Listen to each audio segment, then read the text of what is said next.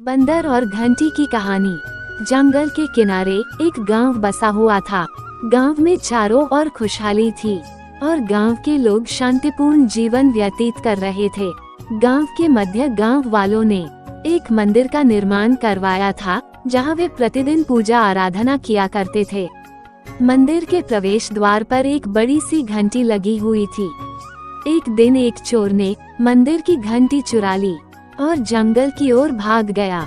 जंगल में वह दौड़ता चला जा रहा था, जिससे घंटी बज रही थी और उसकी आवाज दूर दूर तक सुनाई दे रही थी। घंटी की आवाज जंगल में घूम रहे शेर के कानों में भी पड़ी और वह जिज्ञासावश आवाज का पीछा करने लगा। गांव से लेकर जंगल तक दौड़ते दौड़ते चोर बहुत थक गया था। आराम के लिए वह एक पेड़ के नीचे बैठ गया।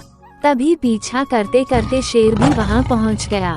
चोर शेर का सामना नहीं कर पाया और मारा गया।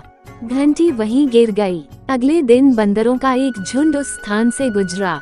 उन्हें वह घंटी दिखी तो वे उसे उठाकर अपने साथ ले गए। घंटी की मधुर ध्वनि उन्हें बड़ी ही रोचक लगी और वे उससे खेलने लगे। अक्सर रात के समय बंदर इकट्ठा होते और घंटी बजाकर खेला करते थे। रात के समय जंगल से आने वाली घंटी की आवाज के पीछे के कारण से अनजान गांव वालों को ये बड़ा विचित्र लगा। एक दिन सबने फैसला किया कि रात में आने वाली घंटी का रहस्य जानना होगा। उन्होंने गांव के युवक को तैयार कर जंगल में भेजा। युवक जब जंगल में गया तो उसे चोर का कंकाल दिख गया। उसने गांव वापस आकर बताया कि जंगल में कोई प्रेतात्मा घूम रही है जो लोगों का खून करती है और उसके बाद घंटी बजाती है। गांव वालों ने बिना सोचे समझे उसकी बात पर विश्वास कर लिया। ये बात पूरे गांव में जंगल की आग की तरह फैल गई। गांव में भय का वातावरण व्याप्त हो गया। धीरे धीरे गांव के लोग पलायन कर दूसरे गांव जाने लगे।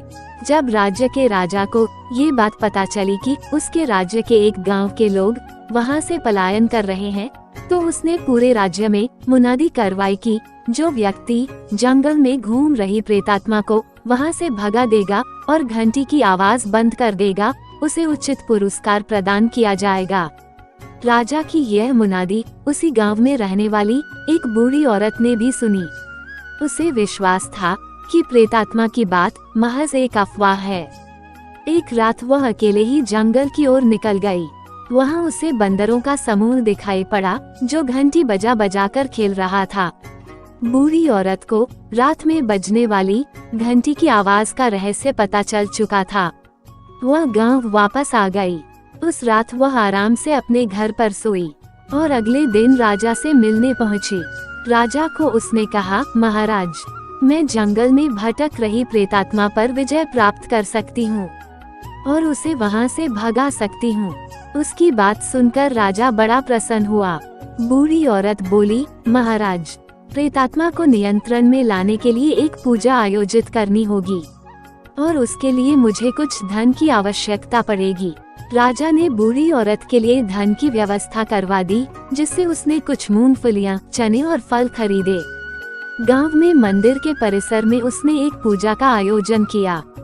वहां एक गोला बनाकर उसने खाने की सारी चीजें रख दी और भगवान की प्रार्थना करने लगी। कुछ देर ऐसा करने के बाद उसने खाने की सारी चीजें उठाई और जंगल में चली गई। जंगल पहुंचकर एक पेड़ के नीचे उसने खाने की सारी चीजें रख दी और छुपकर बंदरों के आने की प्रतीक्षा करने लगी। कुछ देर बाद बंदरों का समूह वहां आया। उन्होंने जब खाने की ढेर सारी चीजें देखी तो घंटी को एक तरफ फेंक उन्हें खाने दौड़ पड़े। बंदर बड़े मजे से मूंगफलियां, चने और फल खा रहे थे। इस बीच मौका पाकर बूढ़ी औरत ने घंटी उठा ली और राजा के महल आ गई। घंटी राजा को सौंपते हुए वह बोली, महाराज, वह प्रेतात्मा ये घंटी छोड़कर जंगल से भाग गई है। गांव वालों को अब डरने की कोई आवश्यकता नहीं है। राजा बूढ़ी औरत की बहादुरी से बहुत प्रसन्न हुआ। उसने उसे पुरस्कार देकर विदा किया। उस दिन के बाद से गांव वालों को कभी घंटी की आवाज सुनाई नहीं दी और वे फिर से खुशी खुशी रहने लगे। सीख: बिना सोचे समझे किसी भी निर्णय पर नहीं पहुंचना चाहिए। बुद्धिमानी से हर समस्या का समाधान निकाला जा सकता है।